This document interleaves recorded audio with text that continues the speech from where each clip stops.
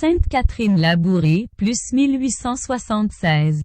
Fêtée le 28 novembre. Catherine naquit dans un petit village de Bourgogne, Fin-les-Moutiers, 8e d'une famille de 10 enfants. Elle a 9 ans quand meurt sa mère. Et elle doit travailler dans la ferme de son père dès l'âge de 12 ans. Catherine veut se faire religieuse, un homme très bon qui lui est apparu en rêve l'appelle à sa suite. Lors d'une visite dans un couvent de filles de la Charité, elle reconnaît sur un portrait de Saint Vincent de Paul l'homme très bon qui l'a appelé. Mais son père s'oppose à sa vocation. Catherine doit gagner sa vie. À 20 ans, elle monte à Paris. Employée dans un restaurant populaire, elle découvre la misère des ouvriers, des enfants qui travaillent à l'usine. Et décide de consacrer sa vie aux pauvres.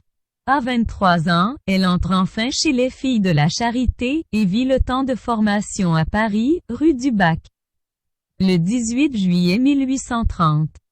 Puis à nouveau le 27 novembre, la Vierge Marie se manifeste à elle.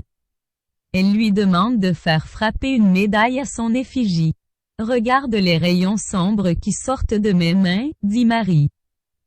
Ce sont toutes les grâces qu'on ne me demande pas. » Par l'intermédiaire de son confesseur, Catherine obtient la frappe de la médaille, qui connaît tout de suite une très grande diffusion sous le nom de médaille miraculeuse. Mais elle-même garde l'incognito pour rester une humble servante et pauvre.